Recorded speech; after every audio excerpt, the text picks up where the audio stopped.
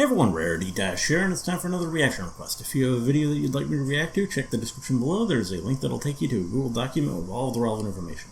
So today we're doing another one of these Harry Potter game videos from Flandrew. Yep, we're on the fourth one. This is comparing every version of Harry Potter and the Goblet of Fire. And we're talking games here. We're not talking different versions of the book. Or the movie, if there are any.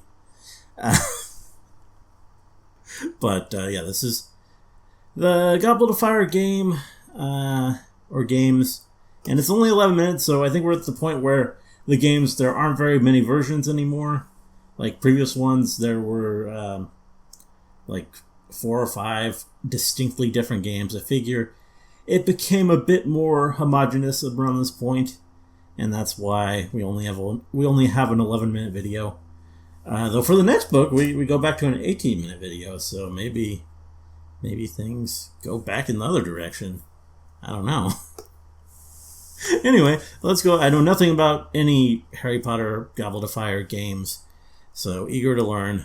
Let's get into it. If you remember Ron Weasley getting hit by boulders, blasted by jet streams, and stung by giant bees, of course it all happens to Ron. Harry Potter and the Goblet of Fire. The world of Harry Potter tie-in games. The first 3 games were beloved by fans, and with good reason. There were a number of unique versions released across a bunch of different games consoles, and whilst not every game hit on all cylinders, I'm off to the leaky cauldron for a few butterbeers if you need me. The sheer variety of games meant there was something for everyone. But starting with the Goblet of Fire, EA decided to change things up a bit. They traded the open world exploration for a more level-based design and streamlined the development to focus more on ports as opposed to totally different games. Still, Goblet of Fire was released across 7 different platforms, and in this video we're going to be comparing each of them. Oh wow. Let's start with the both Game Boy Advance and DS. PlayStation 2, GameCube, and Xbox. This game carries over the co-op elements established in The Prisoner of Azkaban. Only now you can actually play the game co-op multiplayer. And here they are, the trio. Although, I've got to say, they kind of look like 30-year-olds cosplaying as Harry Potter characters. Are you seriously telling me there's only a year's difference between these two? Anyway, the game starts at the Quidditch World Cup camping ground. Okay, here we are. Whoa, shit. First thing that happens in this game, someone just chucks a wizard grenade. And look at the trio, they just get up and walk it off like the battle-hardened 30-year-olds that they really are. As I said, teamwork is a big gimmick in this game. Moving heavy objects is back from the last game, but the trio have finally figured out that they can just use spells instead of getting a herniated. Yeah, that makes more sense. What the co-op mechanics are in this game, just getting the other 2 characters to cast the same spell as you are. The game is better played with friends, but if you don't have any friends, or your friends tell you, what? Goblet of Fire for the GameCube, I'm not playing that, then the CPU will have to step in, and it's not very smart.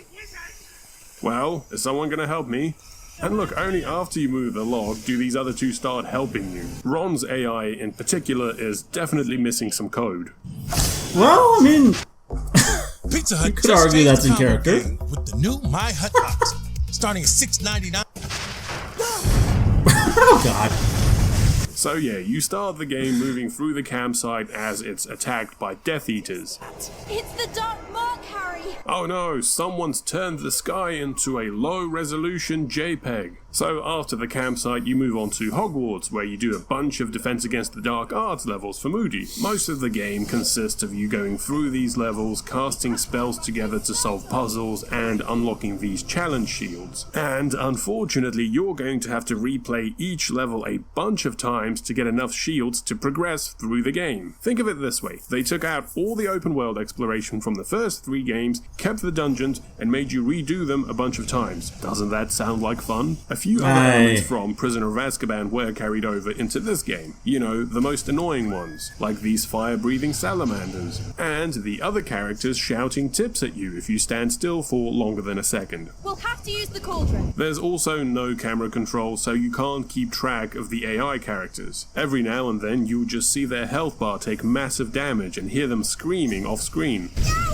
So, after doing Moody's tasks, Hagrid invites the trio into the Forbidden Forest to show them the dragon for the first Triwizard task. Hagrid then proceeds to accidentally let the dragon this is an interesting game to adapt because you do have the giant lady. Oh god, this dragon. You do have Look, the as tasks soon as you to- finish putting out the fire, he'll just spit out some more. And look at these two idiots. Come on, are you going to help me or what? Eventually, you will move on to the first task, where Harry has to grab the Cadbury's Easter egg that's guarded by the dragon. That's right, that means it's time to get on a broomstick. And look, the rings from the earlier games make a return. I guess EA couldn't help themselves. The flying controls are a little better than the older games, but that's only because this entire level is kind of on rails. You just have to make sure I can see Harry that. doesn't crash into the trees. I just find it so strange. Look, they went out of their way to create this really detailed model of Hogwarts and its grounds, only to use it on essentially a mini-game instead of developing an updated open world game. Alright then, let's move on to the next level, which is the prefect's bathroom. You see, it's obvious the developers wanted to create a level between the first and second tasks, but most of the plot in this part of the movie and the book revolved around the Yule Ball, and they couldn't exactly have a level with Harry asking out girls and getting rejected. So I mean, you could do that. Bathroom level Just turn it into a visual novel for a bit. Like, something tells me Ron's regretting eating. I think that'd be kinda neat. Pasties. The setup here is that the trio accidentally drop the egg down the drain and have to make their way through the sewers to get it back. Poor Ron, the developers really forgot to give him some essential functions.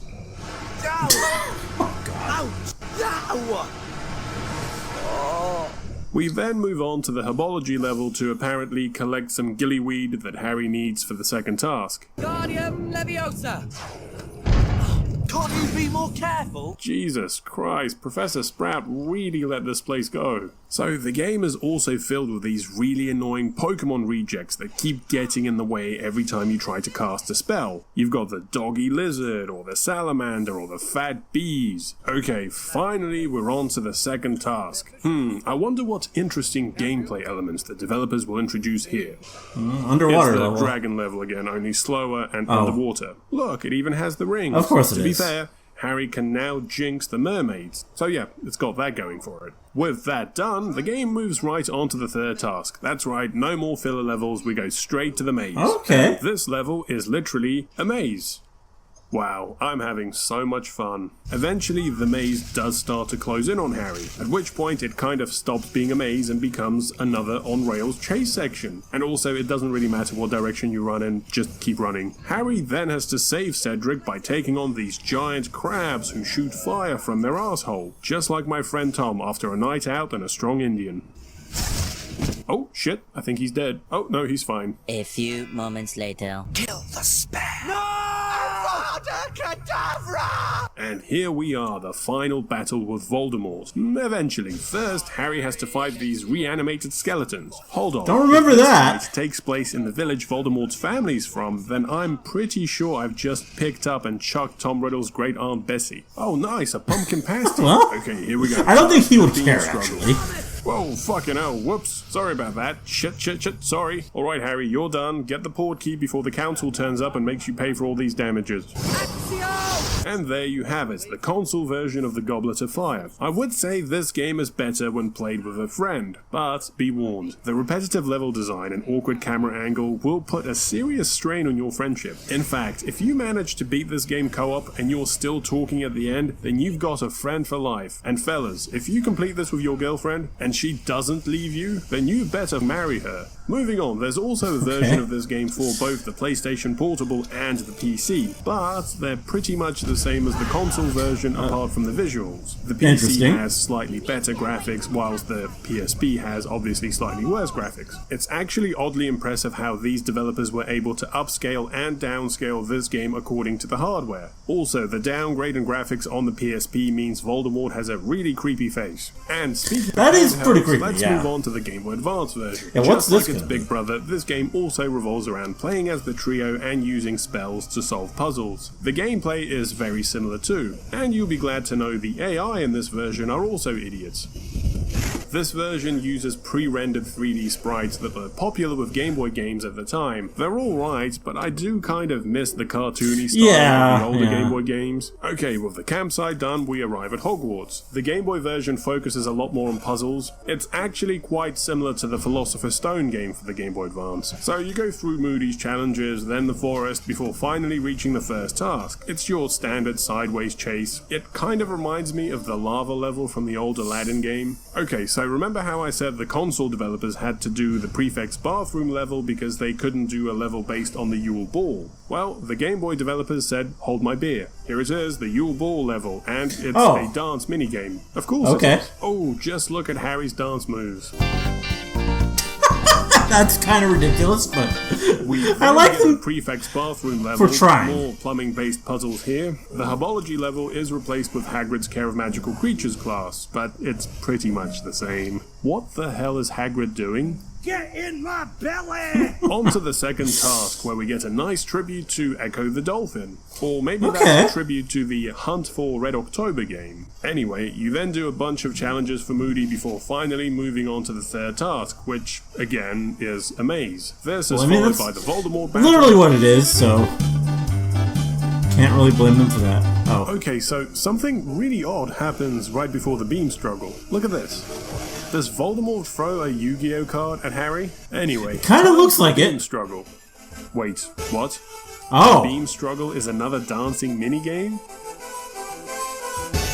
Why not? That's it. Harry wins the dance off and just runs away. So, lastly, we have the Nintendo DS version. Is it a port? The console had just come out that year. So what did EA do with all that new hardware? They just ported the Game Boy Advance game. Of course. Yep, it's pretty much the exact same game except for the dialogue, information, and character icons have been moved to the touchscreen. Okay, to be fair, they did add a bunch of mini-games to this version. You know, your standard touchscreen-based DS mini-games. You can squash some chocolate frogs or throw some stuff onto the top screen. They did change the final battle with Voldemort from a dance-off to this minigame where you have to catch the spells. And also this version has a Tamagotchi-style minigame where you raise the Niffler. That's right, remember the cute little creature from Fantastic Beasts? Well, here it is.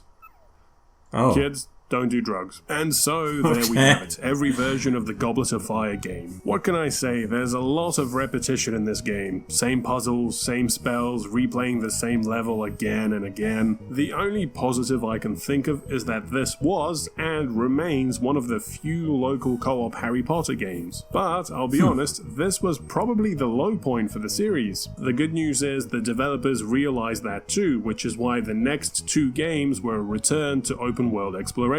Poor Ron gets hurt plenty in those too, and he's not the only one. But we'll have to save that for another video. In the meantime, let me know what you thought about the Goblet of Fire game. Did you play it when it first came out? Is it one of those games that's made better through nostalgia, or is it just a hopeless mess? Let me know in the comments, and as always, remember to like and subscribe. I'll see you next time.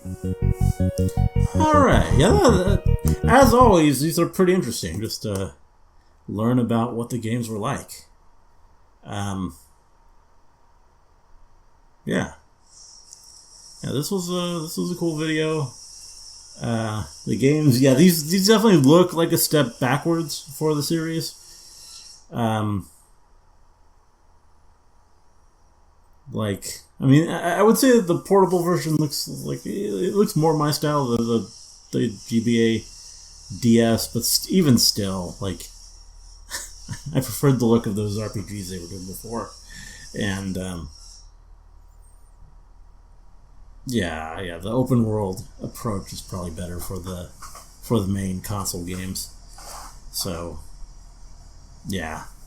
Anyway, all I really got to say about that. Hope you guys enjoyed the reaction. Let me know if you did, and see you in the next one.